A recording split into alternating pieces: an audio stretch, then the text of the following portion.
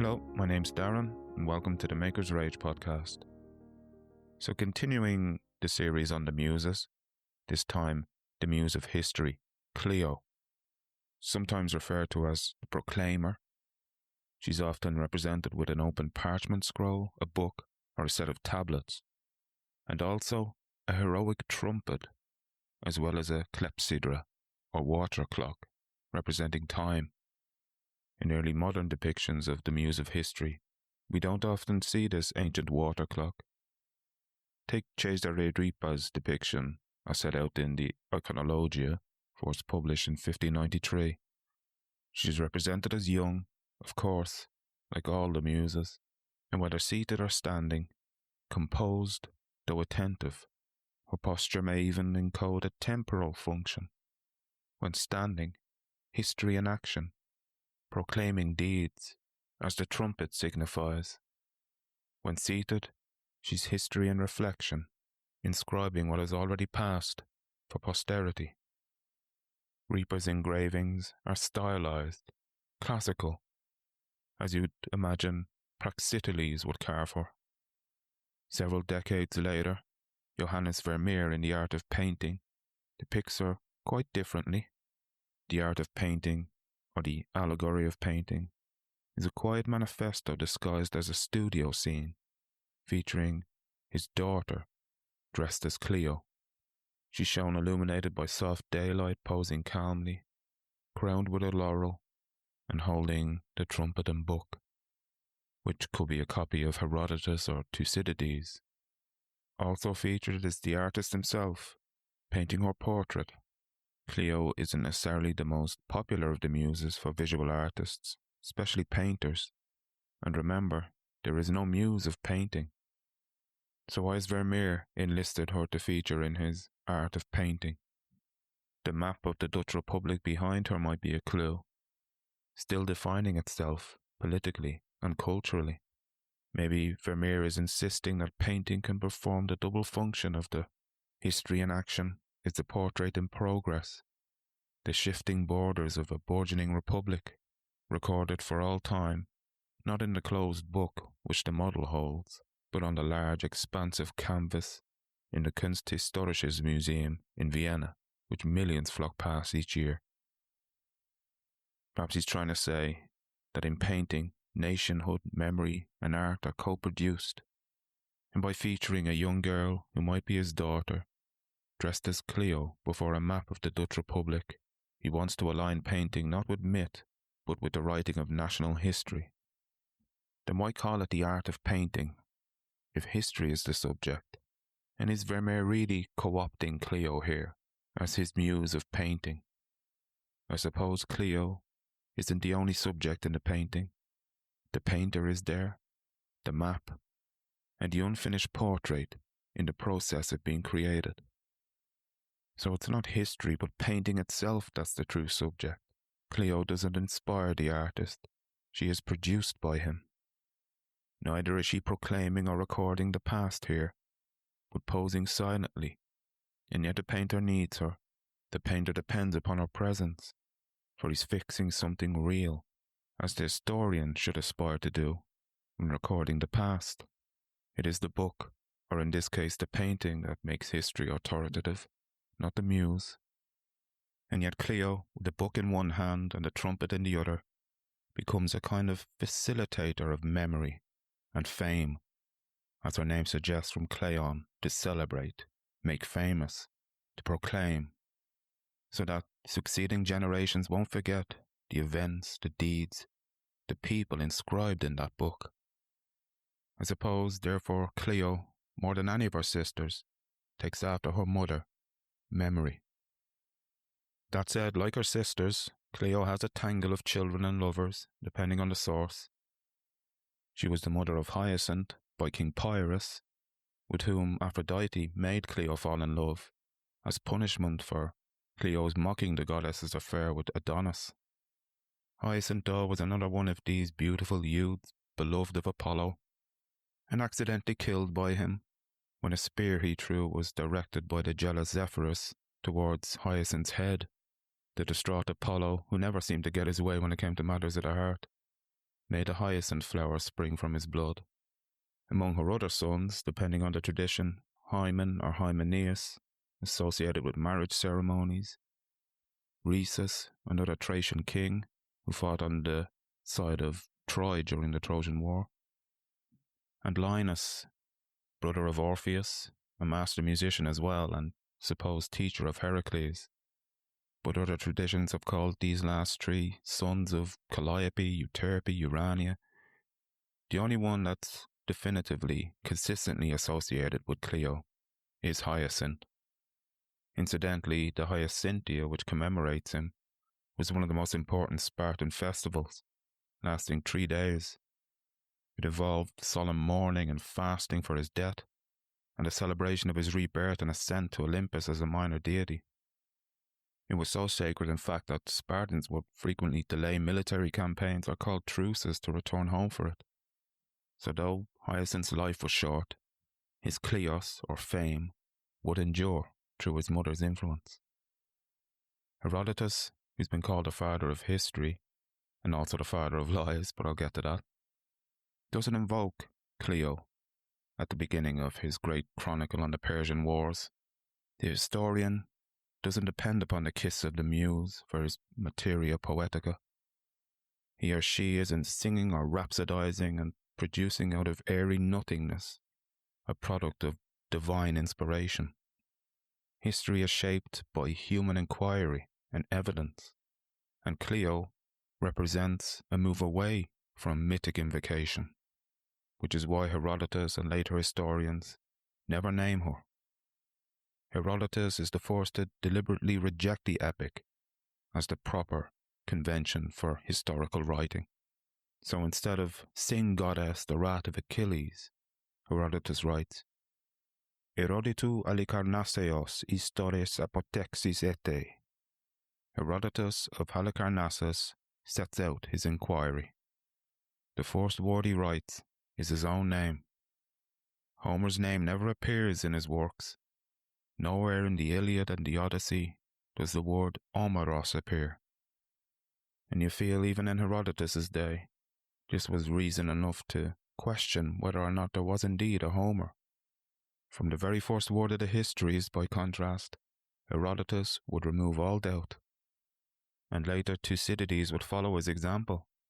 His history of the Peloponnesian Wars opens with, "Thucydides, an Athenian, wrote the history of the war between the Peloponnesians and the Athenians, believing that it would be a great war and more worthy of relation than any that had preceded it." So a little bit of the anxiety of influence there, as he clearly intends to outdo his precursor Herodotus. What they both have in common, of course, is that neither of them opens with an invocation, but with authorship and purpose. And the fact they chose to write in prose, not verse, was another departure.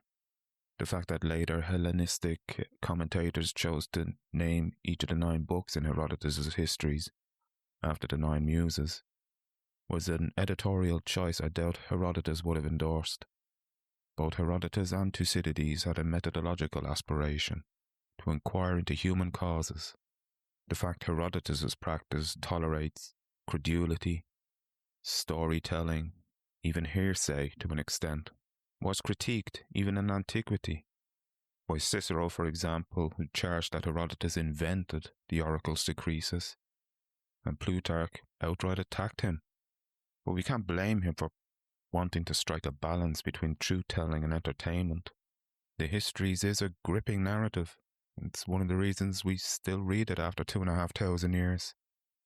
And archaeology has vindicated Herodotus in many instances. For example, the discovery of the Nile Barris ship, which perfectly matched the detailed description given by Herodotus, or confirmation of the Tonnes Heraklion's existence, a major Egyptian port which skeptics doubted existed for centuries, until the city was discovered underwater in the year 2000. I suppose the tradition of calling him both the father of history and the father of lies dramatizes, in a sense, the birth pains of prose historiography. But like pioneers who discovered a new continent, we should perhaps be a little more tolerant of the imperfections in their maps. and Thucydides, who fought in the Peloponnesian War, aspired to be more faithful in describing the events in his history. Yet he too has been accused of some fabrication by inventing speeches, for example, that were never spoken, although he said he adhered as closely as possible to the general sense of what was actually said. So if Herodotus risks gullibility by reporting marvels like gold-digging ants and flying snakes guarding spices, Thucydides risks authorial ventriloquism by inventing speeches that were never spoken, such as the famous funeral oration attributed to Pericles. And I suppose these are writerly decisions that complicate our modern ideals of accuracy when it comes to historical reporting. After Herodotus and Thucydides established the genre of history writing, I was going to call it an art form. After all, this is a series on the Muses, but Clio shares with her sister Urania the curious distinction of having their art forms, history and astronomy, transmuted into sciences, into modes of inquiry. Anyway, I was going to say, after Herodotus and Thucydides, I'll be adopting a chronological approach, as I usually do in these episodes, and it's all the more apt in this one. I suppose what I'm doing here is technically historiography, the study of how history is written, or has been written, throughout history. History per se being the study of past events, people and societies, focusing mainly on what happened, if you ignore the flying snakes, that is. You can imagine after Herodotus and Thucydides there were a series of lesser imitators of their styles. The first notable historian after them was Xenophon, writing in the late 5th century BCE, although his style is more straightforward and plain than Thucydides, and he lacks the deep philosophical analysis, and is often criticized in fact for his pro-Spartan bias. His most famous work, the Anabasis, is about 10,000 Spartan mercenaries who are hired by Cyrus the Younger to help him seize the throne of Persia from his brother Artaxerxes II. And it is a fantastic read. It's technically a nostos, or a tale about heroes trying to get home and suffering all kinds of ordeals along the way, like traipsing through several deserts before finally seeing the familiar wine-dark sea of the Mediterranean, and in unison screaming, Thalassa, Thalassa, the sea, the sea. A couple of 100 years later, Polybius, another Greek, who was considered the true heir of Thucydides because of his commitment to accuracy, if you ignore the made-up speeches, of course, and as Thucydides, who was a soldier and historian, Polybius believed historians should be men of action, soldiers or politicians. He focused more on universal history, how disparate events across the globe connect, and we'll get to how many more recent historians in our day have been bitten by this bug. Sallust, in the 4th century BCE and a near contemporary of Julius Caesar, was the first major Roman historian to adopt a Thucydidean pessimistic lens. Polybius, who wrote about the rise of the Roman Republic, handed over the baton to Sallust, who used it to diagnose its moral decay. With Livy, not long after, the pendulum swung back again towards Herodotus and a more literary approach to history writing, although unlike Herodotus, he didn't shirk away from an epic register, though more the epic style of Homer's Roman counterpart Virgil, who focused more on pietas or duty and providing examples for Romans to follow than on the Homeric quality of arete, which manifests as physical strength, bravery, and effectiveness in battle. After him, Tacitus, considered the greatest of Roman historians, adopts a dark, incisive, epigrammatic style to expose the corruption and hypocrisy of the Roman emperors. He wrote about the German tribes, the conquest of Britain, and cast a jaundiced eye on Rome itself, writing with characteristic irony, "The more corrupt the state, the more numerous the laws." Edward Gibbon, who of course we'll come to, considered Tacitus the very model of the philosophic historian.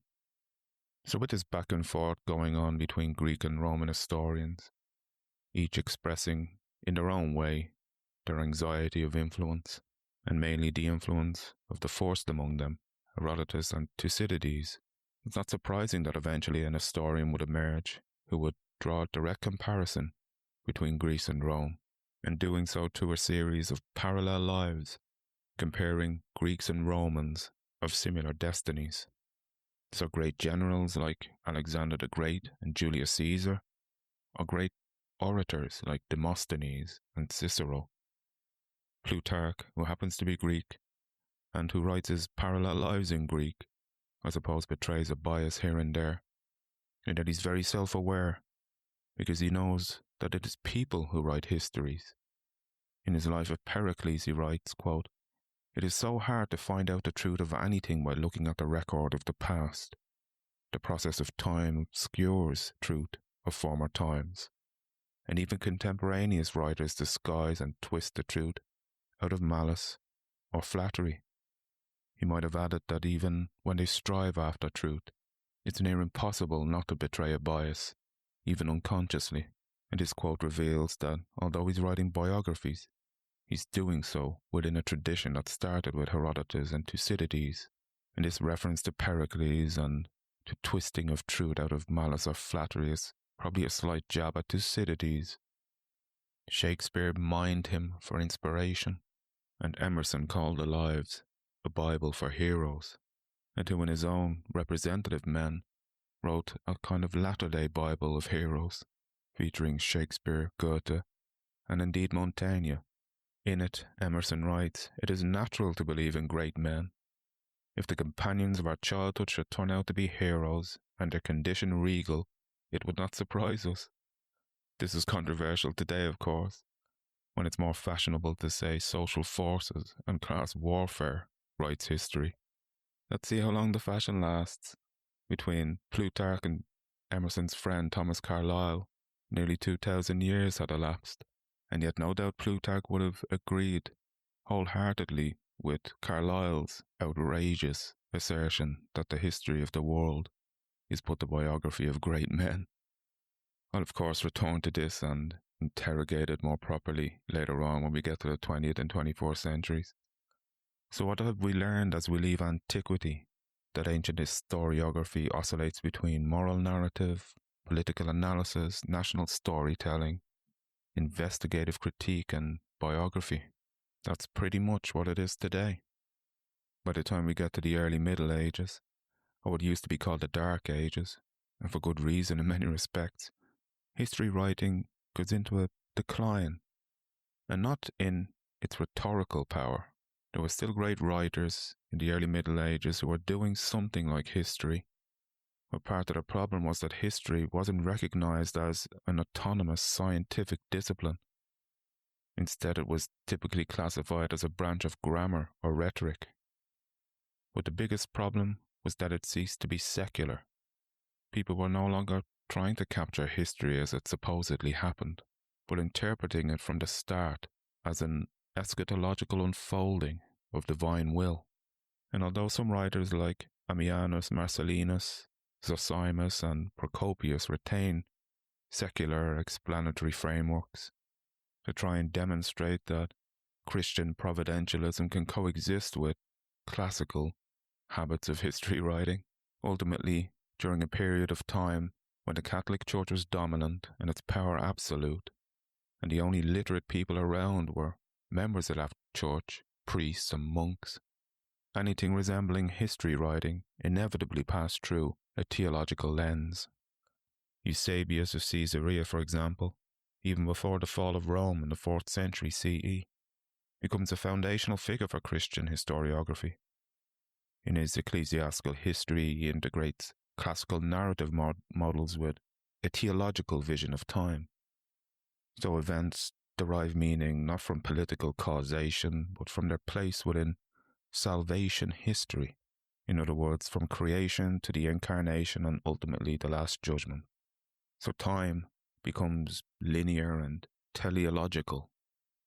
The end is already in mind, in God's mind at least, in the events of history and those of us who participate in them.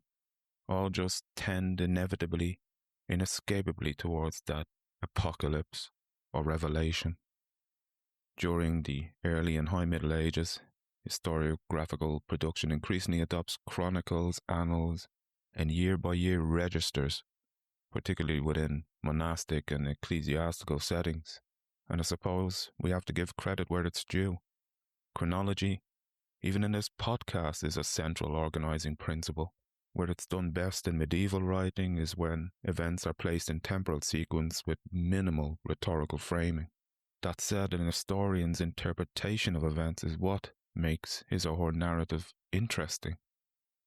The Venerable Bede in the 8th century CE exemplifies a merger of chronology and moral interpretation, dating events, in other words, from the Incarnation, Anno Domini, and anchoring universal time to Christian theology, which we still do today, even if some, like myself, have adopted a habit of saying CE, Common Era, instead of Anno Domini, AD. It's the exact same dating at the end of the day, even if we don't think or hope it's tending towards some kind of apocalypse. So instead of human causation or agency defining the events of history, it's the unfolding of God's will. But at least we have a chronology. But I suppose I shouldn't be so dismissive of a period of time that spanned hundreds of years. The French historian Bernard Guénet famously observed, "Every medievalist today knows that the Middle Ages never existed, and even more so, that the spirit of the Middle Ages never existed. Who would think of lumping together the people and instructions of the 7th, 11th, 14th centuries when it comes to periodization? The year 1000 or 1300 is no more or less right than the end of the 5th or the end of the 15th century. The truth is that in the complex fabric that is history, the changes that occur in each field and at different levels of each field do not coincide. The more general the periodization, the more controversial it turns."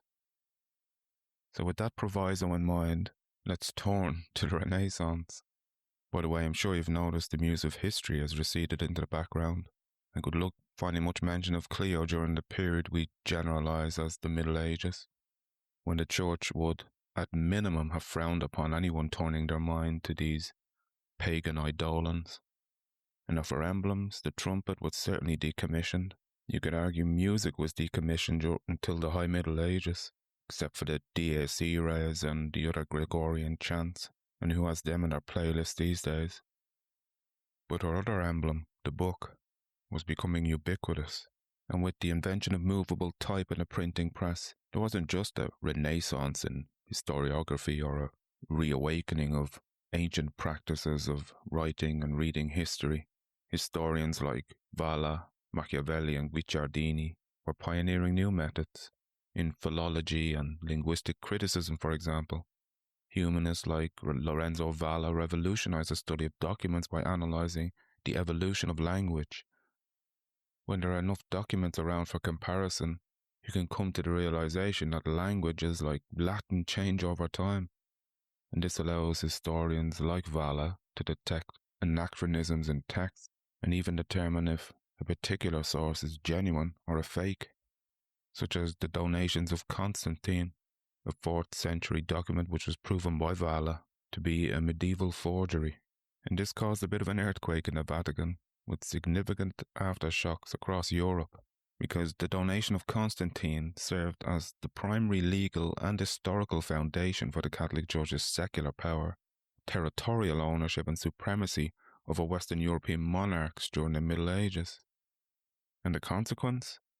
Well, it meant that the papacy's direct political rule over all these territories across Europe and its authority to crown the post-secular monarchs was no longer legally backed.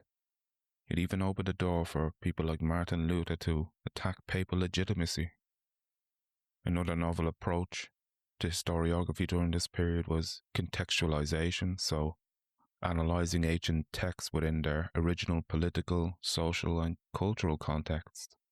And this was all helped by the ongoing recovery of texts by the likes of Poggio Bracciolini, who travelled across Europe searching monastic libraries for lost manuscripts of classical authors like Cicero, Tacitus, Vitruvius, etc., and moreover editing them to create authoritative versions. The most important change, though, was a return to the secularization of history, so departing from divine providence as the sole driver of events. And it was Machiavelli and Guicciardini, among so many others, who focused on political realism and the treating of history as a record of human decisions, as well as social and environmental forces. I'm sure you've noticed, by the way, that a lot of the names I've mentioned are Italian. There are lots of reasons the Renaissance began in Italy, and primarily in Florence during the 14th century. It was like a unique convergence of immense wealth and the peninsula having a competitive city-state political structure. And of course, they had direct access to Roman classical heritage. Bracciolini and others didn't have to travel too far to find many of the ancient texts they were recovering, considering the Italian peninsula was the centre of gravity of what was the grandeur that was Rome. And after the fall of Constantinople to the Turks in 1453, Italy was the first stopping point for all those Greek scholars who arrived, with Plato and Aristotle under their arms, and many other Greek texts lost to Western Europe for centuries, and with them perhaps a certain stowaway muse, as Clio was beginning to be referenced again. For example, Leonardo Bruni named his History of the Florentine people simply Clio. I already mentioned at the start Cesare Ripa's Iconologia, and as the Renaissance moved north, she was even being invoked by poets like Franco van Est, who describes her as a Parnassian figure, recording the deeds of rulers and protecting them from devouring time, or George Peele, who invokes Clio to proclaim with golden trump and pen the happy days of Queen Elizabeth I. In painting, Artemisia Gentileschi depicts her following Ripa's instructions, standing front and centre, looking proud, defiant, crowned with laurels and bearing a trumpet and an open book. Apparently she originally intended to depict another goddess, Fame, with whom Clio was often conflated. By the time Vermeer depicts her, before a great map of the Dutch Republic, she's once again in the periphery, though at least still in the frame. And maybe the comparison of these two paintings only tenuously suggests the changing focus that was happening as our chronology moves into the so-called Age of Reason.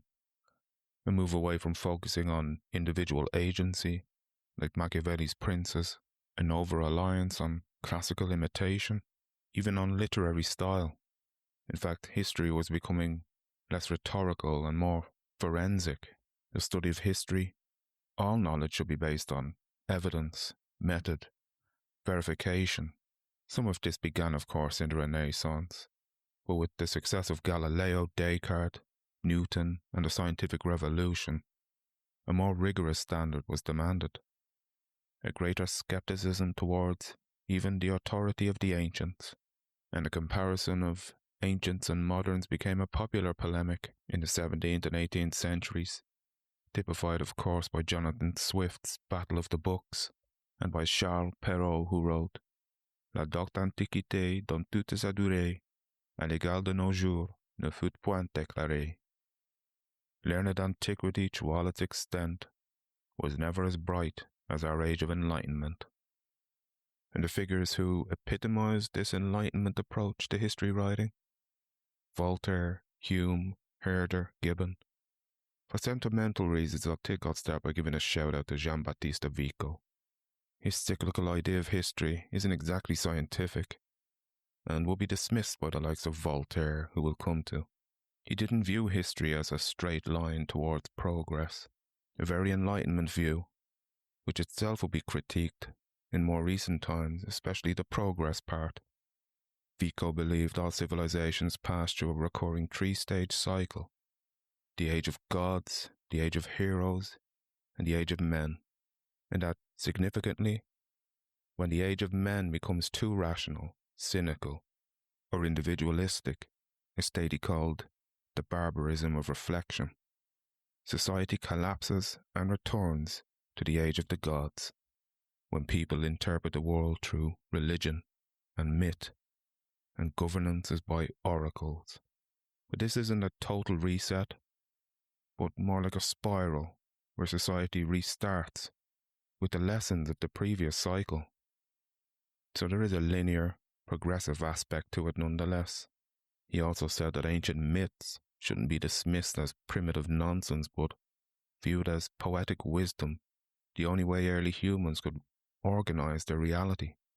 What makes him a proto-Enlightenment historian, I guess, is that his view of history wasn't providential. God wasn't literally intervening in events. He believed that when humans act out of selfish interests, the underlying structure of society, family, religion, burial, naturally guides them towards civilization. And these structures, these aspects of the human world, like laws, languages, myths, could be understood more deeply than the natural world because we created them. The true is precisely what is made, he said. And while our knowledge of God, if he exists, or nature, can never be fully known, we can achieve a certain knowledge of history because it is a human construction, a human science, and therefore subject to revision. No text that purports to be history or contain history writing, even those texts considered sacred, should be exempted from this scrutiny, something Voltaire especially would have insisted upon. The historian Guillaume de Sion writes, quote, "Not only did he reject traditional biographies and accounts that claimed the work of supernatural forces, but he went so far as to suggest that earlier historiography was rife with falsified evidence and required new investigations at the source. His most notable works, The Age of Louis XIV, 1751, his essay on the customs and the spirit of the nation, 1756, in which he broke with the custom of just narrating historical events and instead emphasizing customs, social history, and achievements in the arts and sciences. One of his earlier works, his History of Charles XII, was in fact one of Napoleon's favorite books. Of course, he also wrote the article on history in Diderot's Encyclopédie. My chief object, he wrote, as early as 1739, is not political or military history. It is the history of the human mind. He was also among the first to attempt a history of the world, and was among those who helped free historiography from antiquarianism, Eurocentrism, religious intolerance, and a concentration on great men. David Hume, more famous as a philosopher, and rightly so, was having a similar effect to Voltaire on the study of history in Great Britain. His 6-volume History of England is very likely inspired by Voltaire's works, and adopts a similar scope, not just focusing on kings and events, armies, but examining culture, including literature and the sciences. He even wrote a series of biographies of leading scientists, seeing scientists in the context of the times and examining the process of scientific change, and how it is a reflection of the society in which these ideas arose. Hume's History of England covers the period between the invasion of Julius Caesar in 55 BC until the Glorious Revolution in 1688, and how much history has happened since 1688. Like many historians, he shirked commenting on events too close to his own time, and he died in August 1776, a year future historians would mark for obvious reasons. I wonder if he passed comment on it, whilst on his deathbed, and being visited by so many luminaries of the time, including James Boswell, to whom he famously stated that he was no more disturbed by the idea of annihilation than by the thought of not existing before he was born. And yet, with events going on all around him and across the pond, even he had to admit that history happens everywhere all the time and would continue happening, even after his story has ended. As for Voltaire, he died a couple of years later in 1778, and didn't directly comment on the American Revolution, though he, like so many European Enlightenment figures, directly inspired it. And as I mentioned in my episode on the Enlightenment, Thomas Jefferson famously had a bust of Voltaire at his home in Monticello. So towards the end of the 18th century, writers like Voltaire and Hume decisively severed history from the grip of divine providence It would thereafter and remain a secular instrument for analysing human nature, society, and progress, as loaded a word as that last one is. But Hume and Voltaire were both great writers, great stylists, who liked the grand sweep of history and making cultural generalizations about certain periods in history, and neither had much time for the antiquarians, whom Voltaire mocked as collectors of useless facts. But they're useless until a future historian needs them to support his or her thesis, and history, which must be grounded in fact, and as Hume insisted, approached empirically, needs the kinds of minds that excavate the past with forensic punctilium as much, if not more, than the mere literary stylist. But it's at this fracture point between the ironic, speculative brilliance of the French and Scottish Enlightenment and the dense, documentary scholarship of the antiquarian tradition that Edward Gibbon emerges.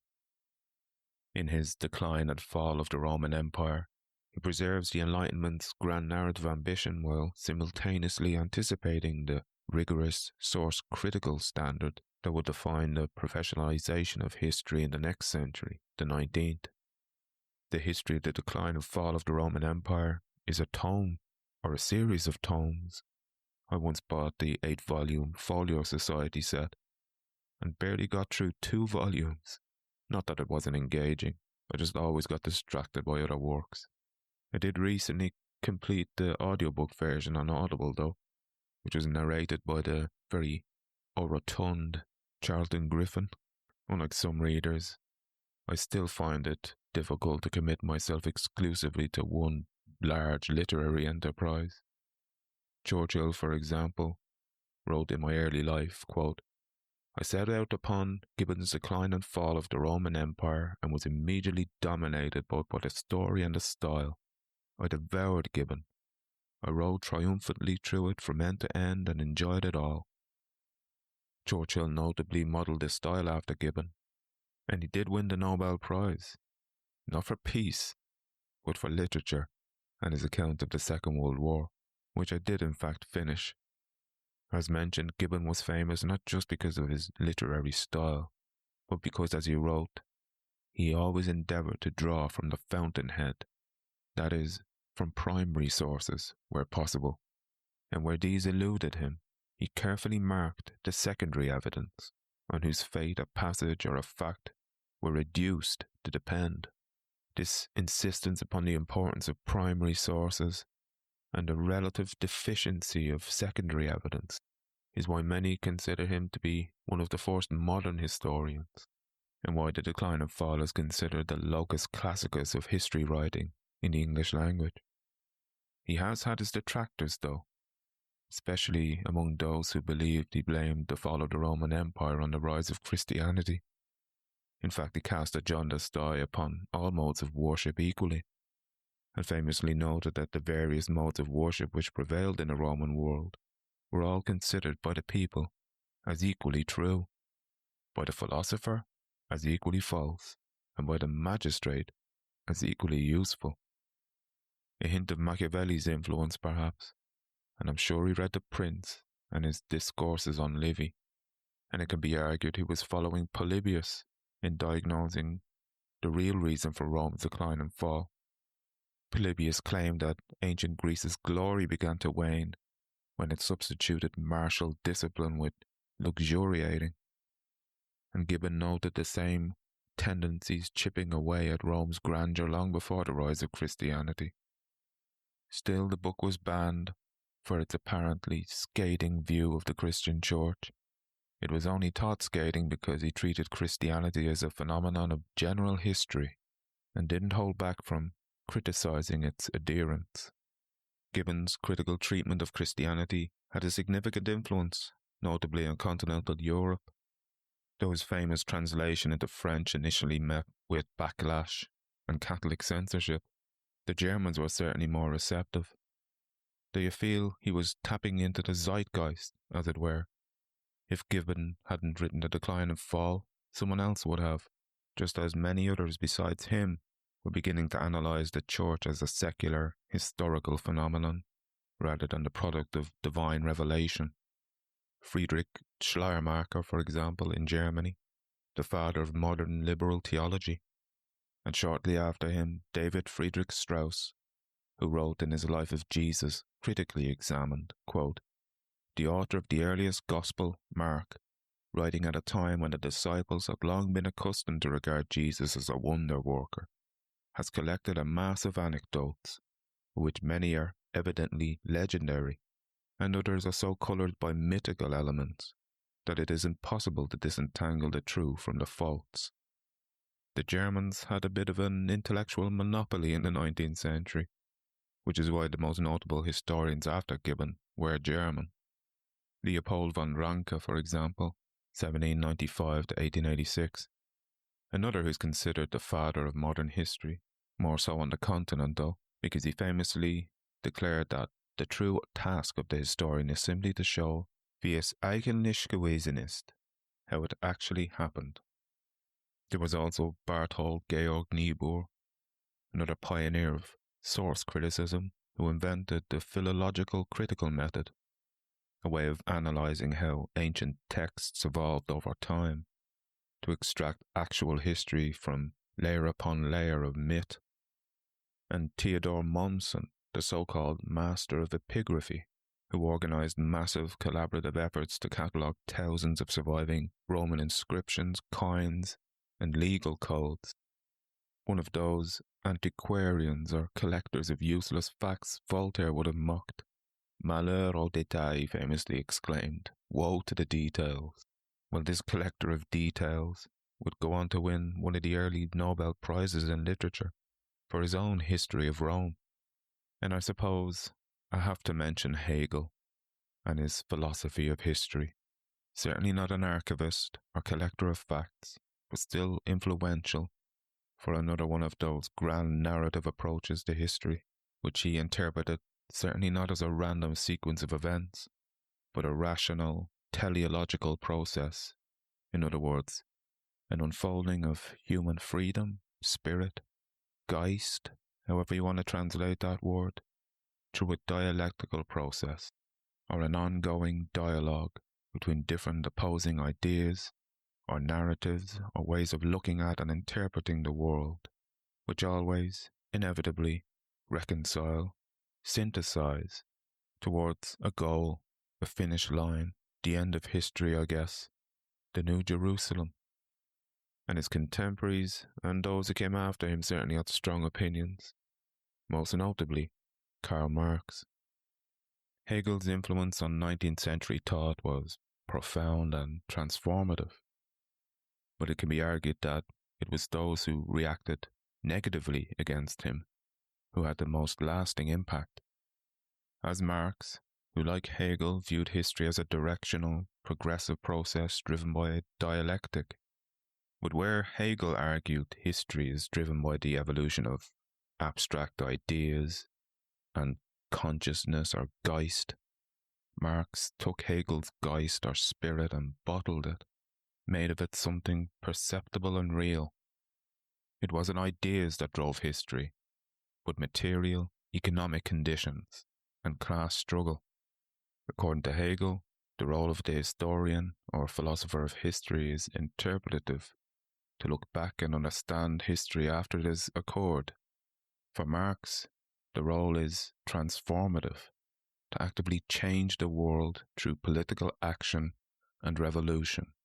They are both teleological in that they have a goal in mind, an end goal, and Hegel's is absolute spirit, whatever that means, a state of perfect self-awareness and rational freedom.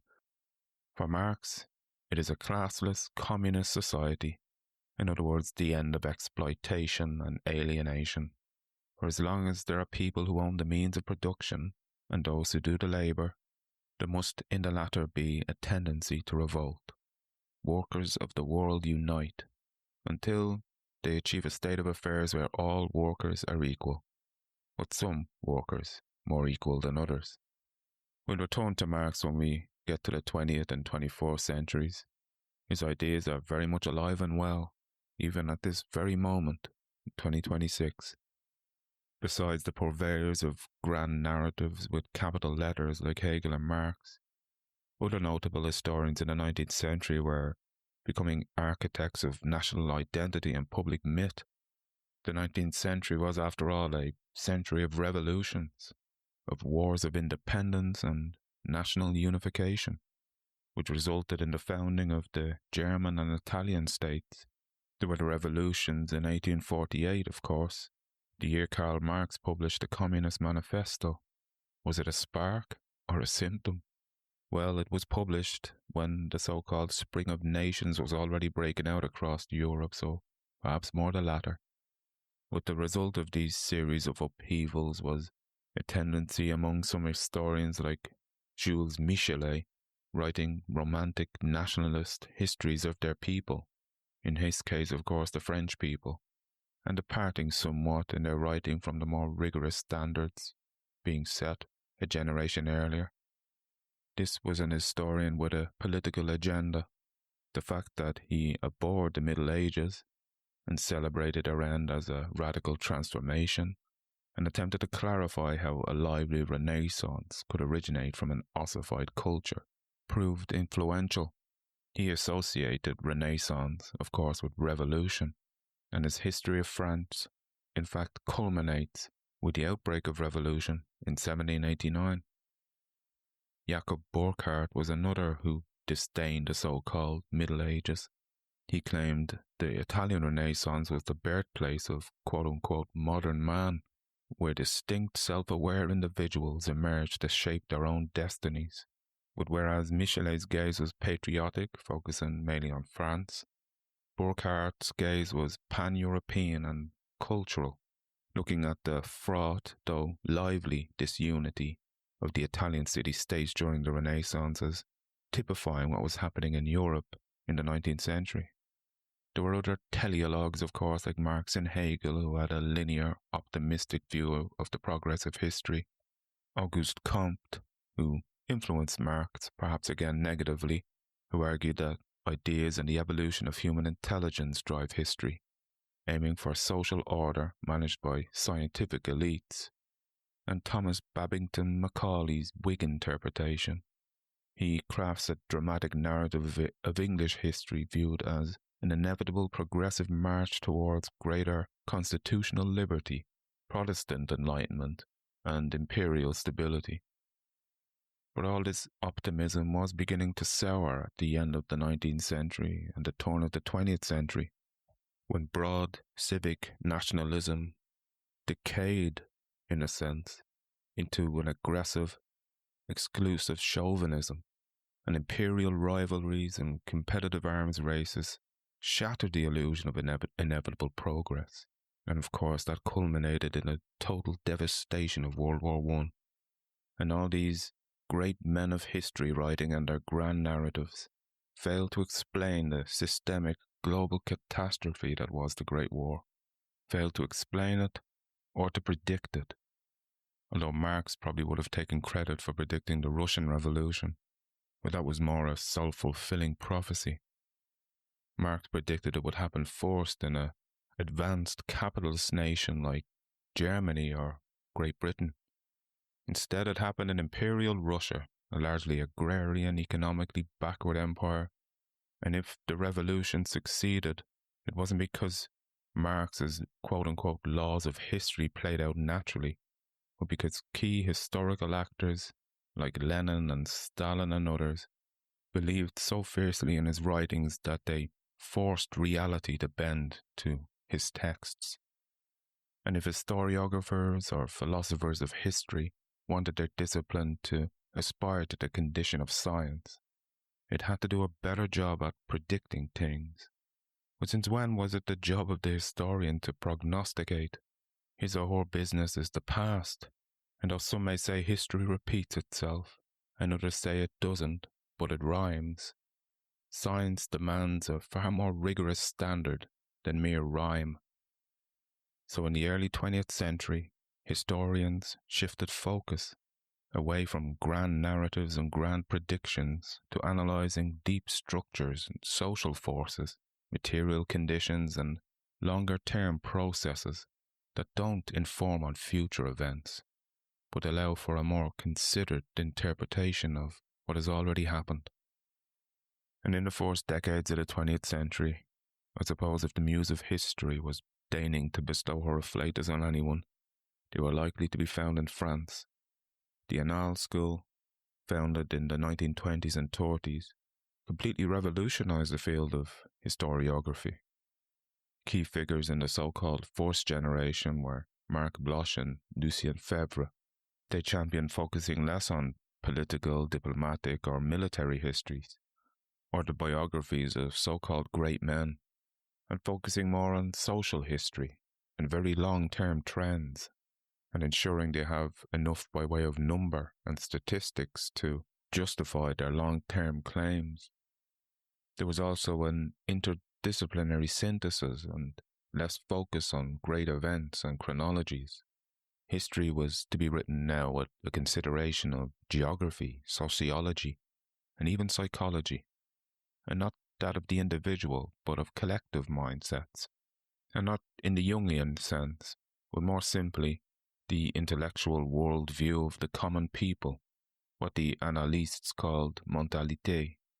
Later figures like Fernand Braudel would go further and consider deep material and environmental structures over even vaster stretches of time, subordinating human agency to the environment and geography, famously declaring that deep history is slow, almost motionless.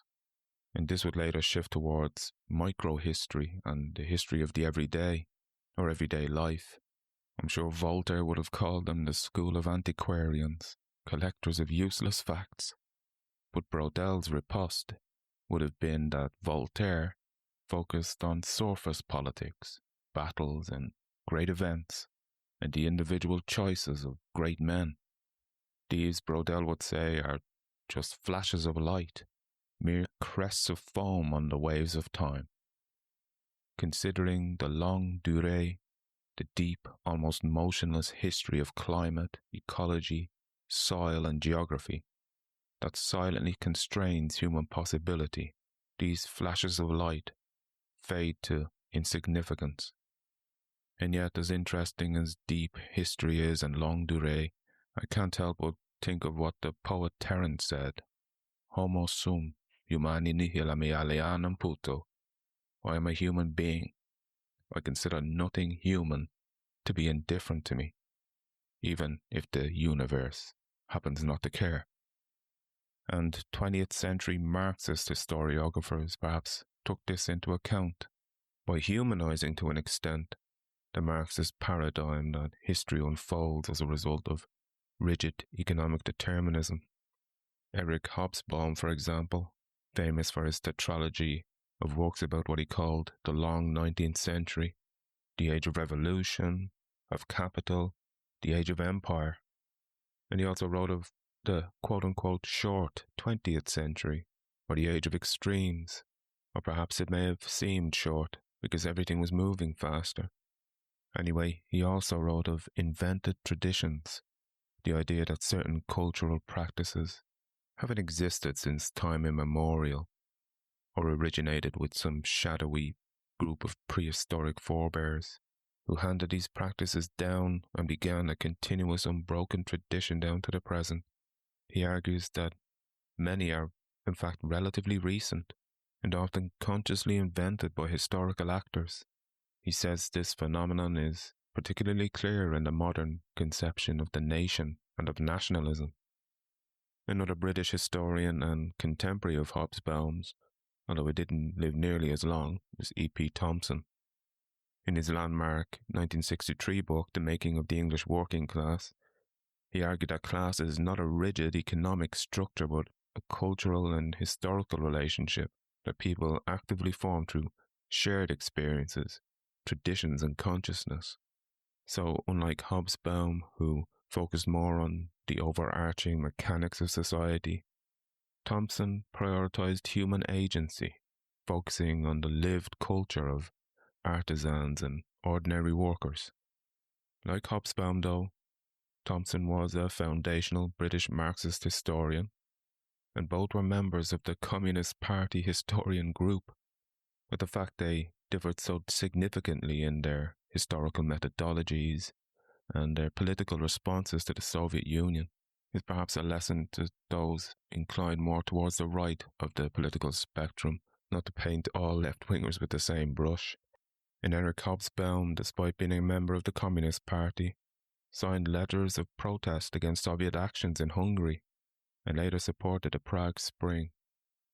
While the debate between Erich Hobsbawm and E.P. Thompson marked a kind of fracturing point of social history's reliance on sweeping, unified frameworks like those of the 19th century, Hobsbawm's mapping of the vast macroeconomic gears of global capitalism was in stark contrast to Thompson's championing of the collective cultural agency of the English working class.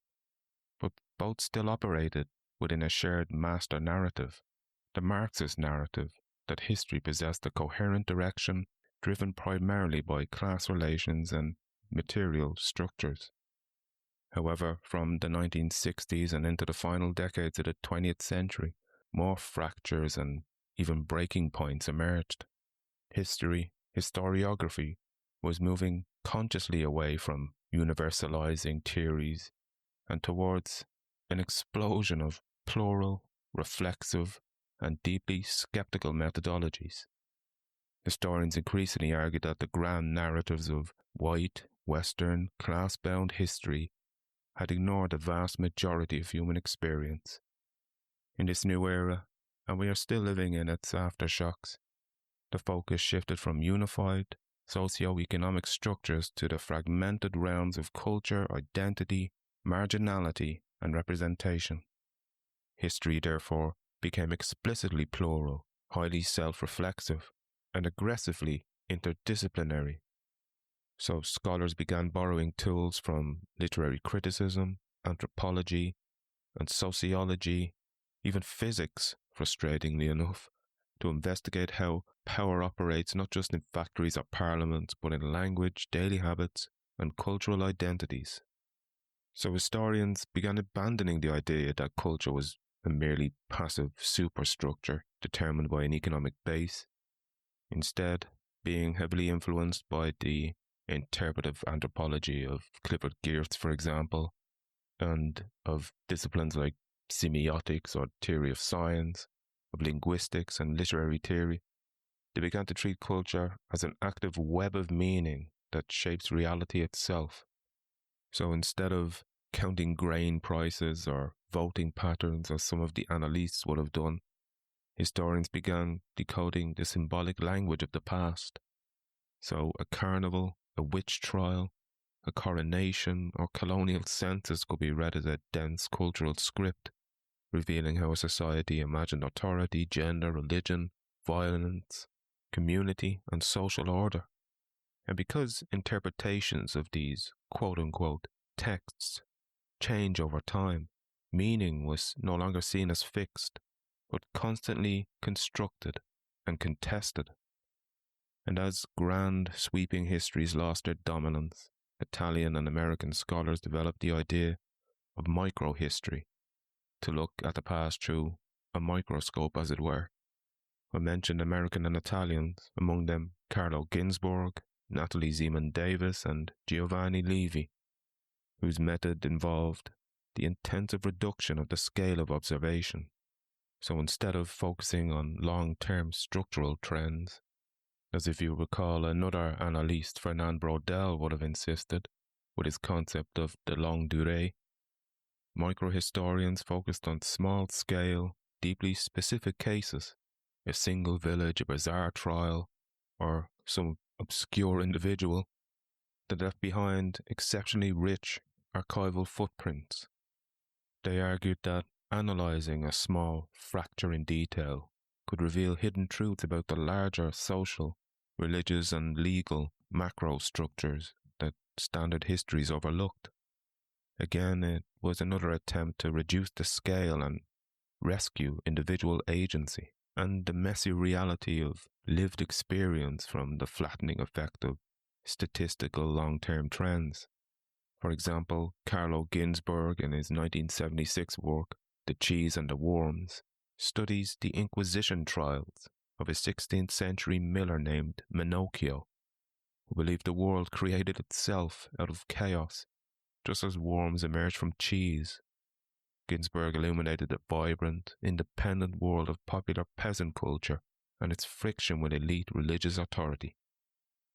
Concurrently, there was the rise of second-wave feminism, which forced a radical reevaluation of whose stories were deemed worthy of historical record. This was more than what the first wave was attempting to do, simply adding women back into the narrative. Cultural theorists like Joan Scott, for example, argued that male and female was a power relation rather than a biological fact, and this way of signifying relationships of power became a crucial analytic tool for decoding politics, labour, and statecraft. Consequently, historians began demonstrating how power operates through social constructs of masculinity and femininity. Political systems, warfare, and economic structures were then shown to be deeply dependent on maintaining rigid gender hierarchies, and thus everything from the agricultural revolution, the Renaissance, and the Industrial Revolution were interpreted as mere periods of progress for men, which often coincided with the systematic loss of women's rights. The second-wave feminist critique of so-called patriarchy and the systemic exclusion of women from historical narratives gave post-colonial historians a light bulb moment when they adapted this critical lens to analyze imperialism. And by the way, at the intersection of this, there was post-colonial feminism or third world feminism, but I'm not going down that rabbit hole.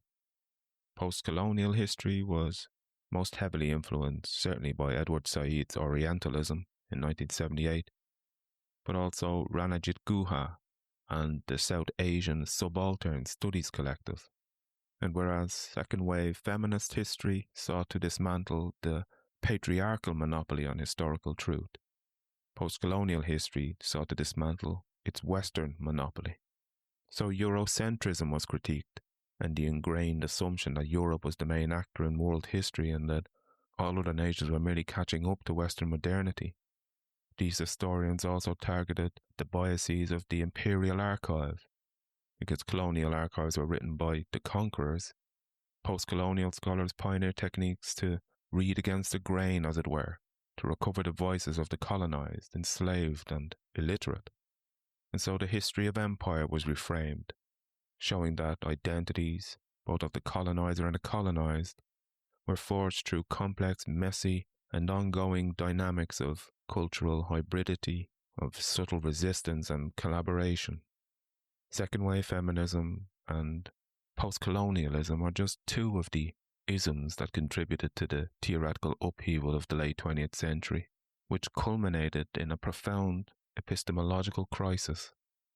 Eventually, thinkers such as Hayden-White and Michel Foucault turned the analytical lens onto the historians themselves, questioning the very possibility of historical objectivity. Hayden-White, for example, in his Meta-History, 1973, argued that history is fundamentally a literary act. He asserted that past events do not inherently possess a story, so we might as well take the story out of history. And the second-wave feminists would say, take the his out of it as well. So what do historians, or whatever we're going to call them now, actually do? They impose, according to Hayden-White, poetic and narrative structures onto raw data to create meaning. Meanwhile, Michel Foucault argued that knowledge and power are inseparable. He demonstrated that historical categories, institutional archives, and definitions of quote-unquote truth or quote-unquote madness are not neutral reflections of reality, but tools used by institutions to control and discipline human bodies and societies. And archives were no longer viewed as pristine treasure troves, but as highly political gatekeepers. What was saved, what was destroyed, and how documents were categorized were all recognized as expressions of historical power. And what of Clio, this singular, authoritative muse of history who subsumes and personifies her great subject? Well, she's nowhere to be seen, of course. Perhaps the second-wave feminists would say, they've liberated her from her epistemological prison or something. And that more generally, the theoretical upheaval of the late 20th century I referenced earlier liberated the subject of history itself from the tyranny of the single, authoritative voice. We're well into the 24th century at this stage of 2026, and I don't envy future historians having to interpret our age of digital chaos, of fake news and deep fakes. What will be their primary sources? Wikipedia? YouTube? Instagram? TikTok? X? How will they possibly determine what actually happened? As for historians today, they're no longer just archival scholars. They're data analysts, public arbiters of truth with a small t, and most certainly participants in culture wars. And yet the culture wars and political factionalism can make us forget that we live in a time when more information is readily available to the vast swathe of humanity than in all of history, or prehistory for that matter, since history means inquiry, or knowledge obtained by inquiry. And it seems we've only been doing it for a few thousand years. But despite the digital revolution making global archives instantly accessible and digital repositories collapsing geographical barriers, enabling transnational research at unprecedented speed, to whom should we give the keys? Or should we decide there are no keys, no locks, no custodians? What we call historical knowledge may be more readily available than ever, but this doesn't make it more reliable than ever. The more abundant the archive, the more unstable, manipulable, and where computational methods exist like text mining, GIS mapping, and network analysis, allowing not just historians but anyone to process millions of documents, and where machine learning can detect linguistic, cultural, and ideological shifts across centuries. Whom can we trust to inquire into all this and give us the story, the history? And even if this philosopher saint had no political agenda, how do we know they'd be immune to algorithmic bias? For every algorithm shapes what we see, and if humans are prone to seeing Virgin Marys in misshapen potatoes, or some mythical hero in a local asterism, can we really trust historians today to have that analytical detachment that preserves credibility and methodological rigor? Or will they see in the mass of data only what they want to see, what confirms their own biases, like the scholar activist who argues that historical scholarship must actively dismantle injustice, whatever it manifests in the world, even if it's already happened, for this is an opportunity to correct past injustice, to rewrite history, and ensure the just and correct version is taught to young children and college students. Or maybe we shouldn't trust these scholar activists to interpret the past or present, but let the data speak for itself. The data doesn't care about our ideology. What if historical knowledge can be grounded in measurable patterns, structural forces, and only verifiable evidence? Ironically enough, in this landscape, Clio can make a reappearance, at least etymologically. Cliometrics, a word coined by the economist Stanley Reiter, is the systematic application of economic theory, mathematical modeling, and statistical techniques to the study of history. And the idea is that this data-driven approach will complement rather than replace the traditional textual approaches. Clio's name being there in words like cliometrics and cliodynamics should remind us not to reduce the past to numbers and risk flattening human agency and emotion, even if these methods are seductive precisely because they offer structure, regularity, and verifiable signals, especially at a time when it's becoming increasingly difficult to verify if an Instagram post is real or AI. And what was Clio's ancient mandate, even if Herodotus never invoked her? To set out an inquiry, distinguish truth from illusion, and record it faithfully. But what happens when we lose faith in our ability to distinguish truth from illusion, and we no longer trust our interpreters to record what happened faithfully? I know I said I'd be following a chronological approach in this podcast, but I'm tempted to go back to Giambattista Vico, who, if you remember, had a cyclical view of history, beginning with the age of gods, of myth and poetic imagination, followed by the age of heroes, when history is the biography of great men. Then comes the age of reason, philosophy, and universal human rights, what he denotes the age of men.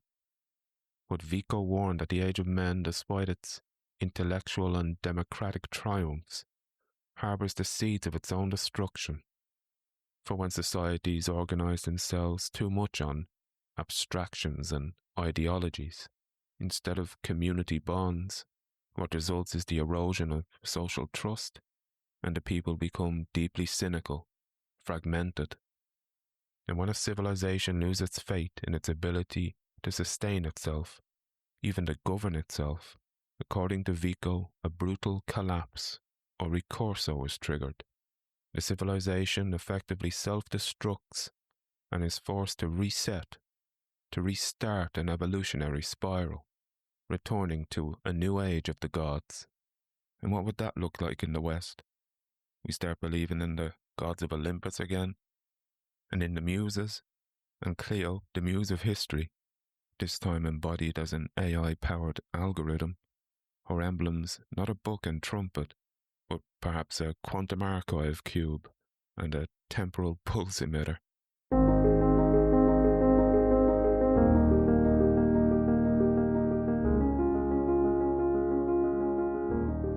So thanks for listening and waiting on this one. I knew the history episode of the Muses would be a difficult one. It's certainly one of the more time-consuming ones as far as research is concerned, and there's still some big ones in this Muses series to go. I'm gonna take a break for a couple of episodes though, and do something a little different, featuring my favourite American poet, and the greatest American poet in my opinion, Emily Dickinson. And I promise you won't be waiting 3.5 months. Bye bye.